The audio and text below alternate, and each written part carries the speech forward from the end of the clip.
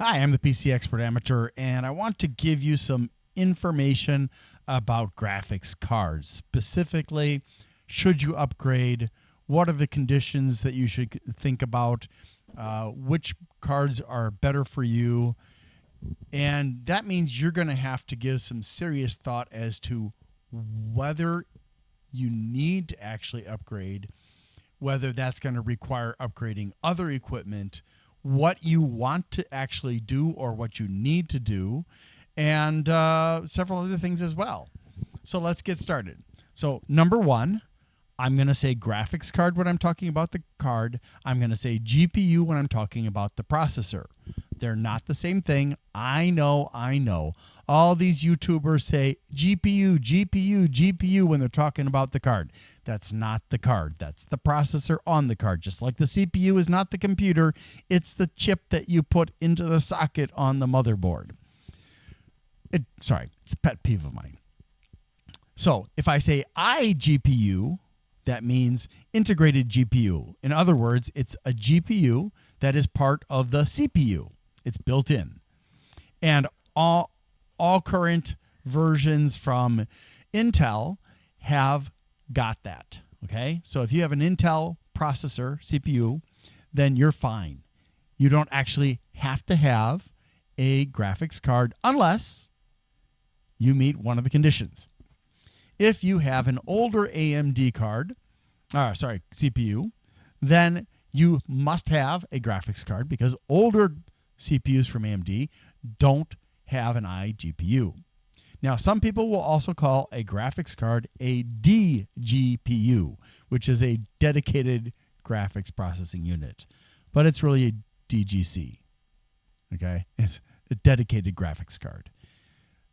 People just like to give the wrong names to things. They're trying to be trendy or they think they're being clever or whatever. I just try to make things easier for people to understand. And if I say something that you don't understand, please ask me about it because I really want to help you and I really want to make this easier for you. That's my goal is making things easier for you, maybe sometimes more interesting for you, and definitely trying to help you to find good deals. Now, as far as finding good deals, I'm talking about maybe I'm going to uncover things that people are not very familiar with because they don't get reviewed a lot. And then you'll be like, ooh, I like that one. And you end up getting it. And maybe you end up saving yourself a lot of money because of that. And that's fantastic. But getting back to the focus here, graphics cards. If you have a really old graphics card, or if you have a graphics card from, say, 2 generations ago, and you want to go right up to the newest graphics card, that means you will have to replace your motherboard, your CPU, your RAM, and probably your storage if you want to get the best you can out of your storage, and your power supply, and possibly, depending on what you're building, you may even need to replace your case. Although cases are the things that are the easiest to carry on from one generation to the next, except for USB ports, because while an audio port doesn't really change, that we've got the same basic technology that I was using when I was a kid, the 3.5, and then there's the larger size that we're used to be in stereos and stuff. But USB, when I was young, USB 1.0, 1.1, so on, and then it was USB 2. Now, if you're looking at a case and you don't need to have the ability to transfer stuff really fast, like you're not using a USB device to save all your data off of your computer. And if you've got like terabytes of data, you don't want to be using USB 1 or 2, and preferably not even 3.0. You want to be at 3.1 or 3.2. So if you've got a computer that only has USB 1 or 2 ports, it may or may not be a problem. And if you're handy with soldering and gluing and using a screwdriver and stuff like that, you may be able to upgrade the ports in your case. So that may not be an issue. But let's say you have a 1080 from Nvidia. Well, should you upgrade it? Well, it depends on what you're doing. Or maybe you have an old AMD with a graphics card, and you're thinking about, should I upgrade it? Well, what are you doing? Are you doing like standard average person things like browsing, watching videos, emailing, maybe writing in a word processor, using a spreadsheet, just kind of standard generic stuff like that anybody can do on even a phone or a tablet? Well, you don't really need to upgrade your graphics card if that's all you're after. There's really not much reason. Now, if you want to look at very high resolution pictures and your graphics card struggles with that, well then, yeah, you would want to go up to something newer. Do you need to get the newest if that's all you're after? No. Do you need 4K for your video? No. And even like if it's 1440p, you don't need 1440p for just doing regular stuff. 1080 is fine. Okay. Do you need a curved monitor? If you are playing immersive games, then a curved monitor can potentially be useful. I don't use one. My son does. He likes it. I don't really see the point. And if it gets too wide, it becomes a problem because you can't actually see what's on the peripheries. It actually makes it harder for you in some games where there's a lot of peripheral vision possible. So that's just something to consider. And obviously I didn't mention it, but if you're going to upgrade your graphics card a lot, you may end up having to either get some adapters to be able to use your old VGA monitor or your DVI monitor with HDMI or DisplayPort. But yeah, that's the price you're going to pay if you want to get better graphics. Now, let's say that you want to do creative work like 3D rendering, graphic design, CAD, or anything else that's intensively graphical. You're going to want to, depending on what it is, okay? So like if we're talking about graphic design, just standard two-dimensional graphic design, that's the low end. And then when you talk about, say, 3D rendering and CAD, that sort of thing is the high end. So, and then also if you're going to be doing a lot of very heavy video editing on a pro or semi-pro level, that's also high end. You want to definitely upgrade if that is what you're doing. Now, if you can't afford to upgrade all the way to the top, you upgrade to what you can afford to do. That's going to be an improvement over what you've got right now. I think that's pretty commonsensical, but I have to say it because some people don't understand this stuff at all, so they don't know how to use their common sense for this. But what if you're doing things like folding or AI development or heavy-duty programming or massive data crunching? Things like that. Now, when it comes to data crunching, it depends. If you're doing a lot of complicated data crunching that has big formulas, you're better off using a 2-CPU computer. But if you're doing a lot of small calculations, like in a spreadsheet, for example, then you're better off getting a better video card, because video cards are what are used to do small calculations, simple calculations, but very rapidly and lots of them at the same time. CPUs are really designed for very complex calculations and not many of them at one time. So that is a factor that you have to consider if you're going to do like scientific or technical work, some programming. So you need to upgrade in those events if that's what you're working on or what you're trying to get into. But what if you're a gamer? What should you do then? Well, that depends. Are you a casual gamer? Do you play simple games like Candy Crush or something like that? Or do you play complex games that require that you play with half of the keys on your keyboard and maybe even more than half and macros and all that kind of stuff? Are you a professional or a semi-professional? Are you into AAA games, or are you just into older games?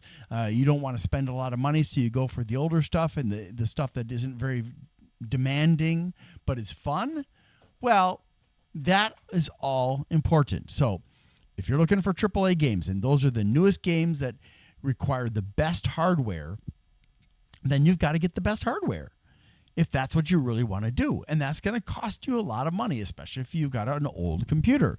There's nothing wrong with old computers as long as they're able to do what you need them to do or want them to do. You know, I have a computer that is not old, but it's not like really super modern either, but it does what I need it to do. And that's perfectly fine. There's nothing wrong with that whatsoever. Now, if you're doing like simple games like Candy Crush, Solitaire, Minesweeper, anything like that that's like the older genre, then you don't really need a graphics card or a newer graphics card than what you've got. As long as it's doing fine with what you've got, you're okay. However, if you're noticing that you're having problems playing games, you probably should look at, is it my graphics card, or is it my CPU or my memory or my motherboard? You need to discover what is causing it to not perform as well as you need it to or want it to. Because it might not be the graphics card. It could be the CPU is being too slow to pass data to the graphics card. Or it could be the graphics card is old and needs to be replaced. Or maybe the graphics card is all gunked up with grease and dust and stuff. And in that case, you don't need to replace it. You just need to clean it up a bit. Get all that stuff out so that the airflow will be appropriate and the fins won't be full of gunk. Especially if you have it near a kitchen where it's definitely going to get greased up, or you have pets with fur and stuff, and that's going to clog up the fins and clog up the everything, and that's not good. Now, what about if you are playing fairly intense games? Do you need the newest? Well, it depends. When did that game come out? What were the recommended specifications at that time for that game? What were the top end specifications that maker was suggesting for that game? You may not need the newest computer and the newest graphics card to play those games.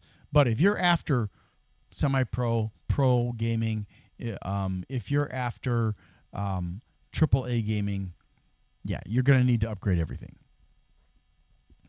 You'll never be a top performer in the professional gaming scene if you don't have really good equipment. Now, there are ways you can shave corners, so to speak, in order to save yourself a bit of money while still getting great performance. I'm not going to go into that. I haven't done enough research into that to talk about that. I just know it's possible. So, what's good enough? Again, it depends on what you're doing. What if you're like, well, I'm thinking about maybe getting a 5080 or a 5090. Should I? Well, it depends on what you've got and what you want to do. But let's just say, for example, you're thinking about a 4000 or a 5000 series or maybe a 7000 series from AMD. So let's just break this down for you. If you have a 4090, unless you're like pro or something like that, you don't need to upgrade to the 5090 or 5080. If you've got a 4080, you don't need to upgrade to a 5080. 5090? Depends on what you need it for. If you can justify the $1,500 to $2,500 or whatever dollars it's going to cost you, yeah. But really, the 4080 and the 5080 are not very far apart. Unless you overclock, then you'll see a significant difference. Not necessarily enough of a difference to justify the cost. And some of the reviewers out there are saying, don't buy the 5080 because for most purposes, it's not worth the cost. It's supposed to be like $1,000, but it's probably going to be more than that. And then, of course, there's Intel. So I'm going to just diverge for a second, or 10 or 20. Intel Battlemage series. They make the Archmage series or whatever it was called look kind of lame. But, you know, the A series has made a lot of strides because of improvements in the drivers. So it's something you could consider. But the Battlemage series, the 580, the B580, has got a lot going for it. And if you can afford the $300, $400 you're going to have to pay for it, unless you get lucky and find one that's still at $250, like, you know, the MSRP, then that's definitely a good choice. Are you going to be a pro gamer using it? No. Are you going to be able to play all the AAA games? No. Are you going to be able to do all that folding and AI and data crunching and stuff? Somewhat, but not so much. It's not. It's a low-end card. That's why it's so much cheaper than the best from AMD and Nvidia. But if you have a limited budget, it's the best choice out there, unless you can find a really good card used. And if you know how to verify that it's a legitimately good card and they're not just trying to rip you off, go for it. Okay, getting back to the 4000 series, the 5000 series, and AMD's 7000 series, we really don't need to consider, if you're going high-end stuff, okay, high-end needs and wants, okay, there's no reason to consider the 3000 series or less, okay. If you're going somewhere in the middle, you can still consider the 3090, but otherwise, you don't want to have less than, say, a 4070 Ti. And the 4070 Ti wasn't that great. The 4070 Super Ti is better, so you could consider that. But yeah, you know, the 4070 Ti is kind of not so great. And I would say that if you are looking for a high-end need or want, don't get any card that has less than 12 gigabytes of RAM. Yeah. So 5090 is the king at this time. Now AMD is going to be coming out in a few months with their first card, and they did say last year they're not going to be doing a high-end card anymore. So it probably isn't going to compete with a 5090, but we'll see. In any event, you could either wait and see what AMD has to offer, because it's going to be less expensive. And if you're not doing folding and AI and stuff like that, that requires tons and tons of tiny computations, then AMD is a great choice. And even for some of that stuff, AMD is still a great choice. But if you look at 5090, 4090, 5080, 4080, the various variants of these, right? The 7900 XTX is the top AMD card. And it, depending on what you're doing with it in gaming, it will rank sometimes lower than all of those cards. Sometimes it'll beat several of those cards. Almost never will it beat the 5080 or the 4090, let alone the 5090. It'll never beat the 5090. Okay? Then again, it's a different generation, if you want to think of it that way. The 5080 really does not give you, despite what the CEO of Nvidia said, the gap between the 4080 and the 5080 does not justify the cost. And the 4090's price is artificially being inflated by Nvidia to discourage people from buying it, so that they can sell more for the 5080s and 5090s, and maybe 5070s. It's all they're always manipulating the markets. It's like the Diamond Cartel and the Emerald Cartel and the all these other cartels that are, and Gold Cartel, and that artificially inflate the value of these items so they remain precious, even though they're in huge abundance. Okay, so is the 5080 ever better than the 4090? Rarely, and usually only marginally better. So if you got a 4090, there's absolutely no point to go to a 5080. And if you've got a 4090, think carefully before you get the 5090 because it may not be worth it. And then the 4080, 4070, yeah, you can still consider those. But the 7900 XT is generally way down the list as far as performance compared to all those other cards. So it's not really something that if you're going high end, you would want to consider for gaming. Except, again, if it's the older stuff that is appropriately matched with the 7900 XT. Okay? So I hope all of this helps. I want to show you a little bit of information that may help you to understand certain things. I'll try to make it easy to understand for you.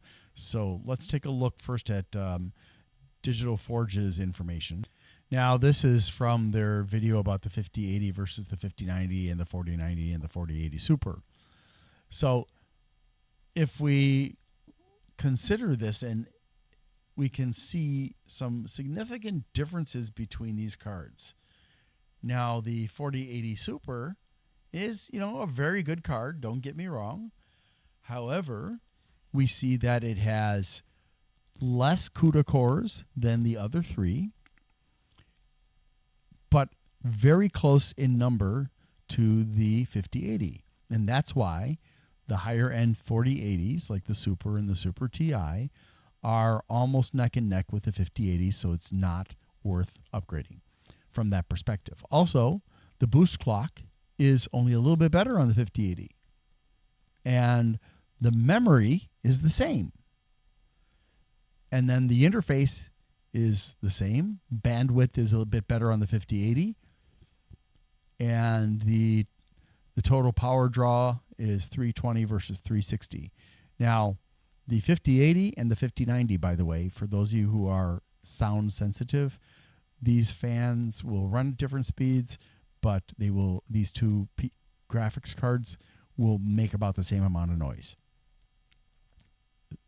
And it's not exactly quiet. So you may want to consider that. Now, the 4090, if we look at the 4090 instead of the 4080 Super, we can see that the 4090 has more CUDA cores than the 5080. So, of course, it's beating it. Plus, even though it's got a lower boost clock, it's got way more memory at 24 gigs. And if we look at the interface, 384, so it's better than the other two. And it's using a lot more power at 450 watts. And it has a bandwidth of 1,008 gigabytes per second. So when you put all of those together, that is why almost every single time the 4090 smothers the 5080, and why sometimes the 4080 Super and the 4080 Super Ti and so on will be neck and neck with 5080. And then we look at the 5090 and we can see, the CUDA cores. And remember, CUDA cores are a type of processing area in the GPU that is specifically designed for more computational stuff that's more along the lines of what you would do with, say, CAD and data crunching and AI and stuff like that. But it's also very useful for games and other kinds of graphical stuff, 3D rendering and so on, video editing. The boost clock is the slowest, but it doesn't matter because in every other way, that really makes a difference because the boost clock is less important than some other factors. It's got more memory than the other three. It's got double the interface of the 4080 Super and the 5080. And it's got, oh my God, look at that. The bandwidth is just insanely wide. It's huge. And then, of course, it's using a lot of watts. So it is a hot card. So that may help you a little bit. Now, if we take a look at it from the perspective of money, okay, then for bang for your buck, the 5080, if you look at it and you can get it at $1,000, is really good bang for your buck.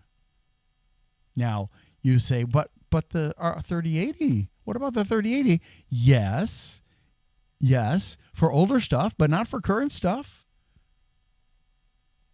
Remember, it depends on when that stuff came out. and what was the standard upon which it was based. Now, with Nvidia, they have released DLSS 4, and that does improve the performance of the lesser cards to a degree. But you're not going to get a 3080 beating a 4080 or 4090, let alone a 5080 or 5090. Okay, but it will be better.